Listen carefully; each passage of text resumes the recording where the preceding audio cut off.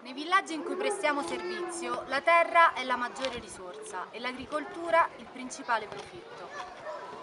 Il Malawi è infatti il terzo paese più povero al mondo ed il 95% della povertà è radicata nelle aree rurali, dove si affronta la sfida più grande, cercando di sottrarsi agli alti livelli di analfabetismo, ai matrimoni precoci, all'uso e abuso di alcol e sostanze stupefacenti e all'alto rischio di contrarre HIV e altre malattie debilitanti.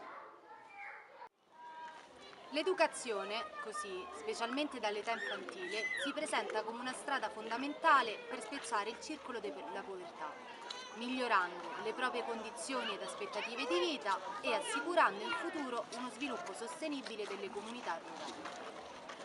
La scuola, dopo la famiglia, è infatti uno dei primi luoghi di socializzazione del bambino, in cui esso impara a relazionarsi con i suoi coetanei e l'ambiente circostante.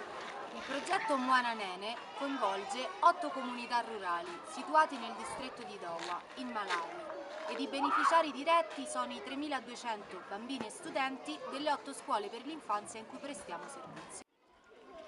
Alla luce di tutto quello che è stato detto, il progetto Mwana Nene si articola in 3 aree. La prima è inerente alla ristrutturazione degli edifici e l'obiettivo principale è quello di assicurare un ambiente adeguato e sicuro in cui il bambino possa sentirsi a proprio agio nell'apprendere e nel giocare. È quello di assicurare la corretta e sana crescita personale in età infantile, in un ambiente accogliente e ricreativo. La seconda area invece è rivolta alla formazione degli insegnanti. Il governo del Malawi non riconosce le scuole dell'infanzia nel sistema educativo pubblico e queste sono gestite su base volontaria dalle comunità dei villaggi. Ed ancora la mancanza di materiale didattico e la quasi totale assenza di formazione specialistica degli insegnanti evidenziano quanto nuove metodologie di insegnamento e attività innovative per gli studenti siano necessarie al fine di garantire uno dei diritti fondamentali del bambino, quello dell'educazione.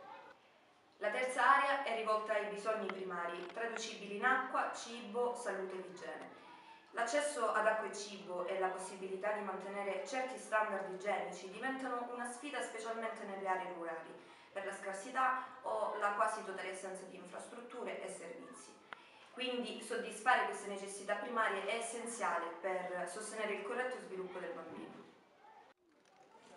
Solo insieme possiamo contribuire alla realizzazione di sanitari e hand wash station per gli studenti. Insieme possiamo fornire materiali didattici e una corretta formazione per gli insegnanti e possiamo supportare la creazione di aree ricreative scolastiche. Per entrare nel dettaglio di tutte le azioni che il progetto prevede di sviluppare, potrai trovare le informazioni utili scorrendo sulla pagina.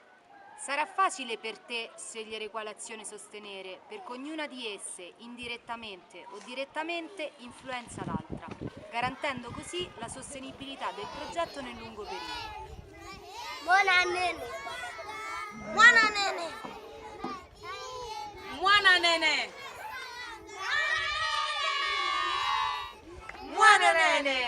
Dai una voce ai bambini.